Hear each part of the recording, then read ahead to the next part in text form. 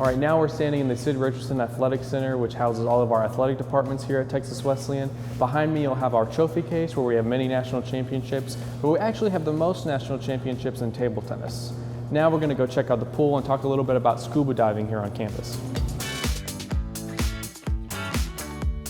All right, now we're standing in the pool area. So unfortunately, we don't have a swimming or diving team here on campus, but what the pool allows us to do is have scuba diving as a minor. And if you minor in scuba diving, you can actually graduate underwater, get finned and pinned as a part of a unique ceremony only here at Texas Wesleyan. So now we're standing in our gymnasium. Here at Texas Wesleyan, we have men and women's basketball, volleyball, table tennis, and wrestling. And we recently just got our football team back. And the story is, there was this little thing called World War II, and all of our old football team was drafted. So they went on a 75-year hiatus, and now they're back, and we're glad to support them.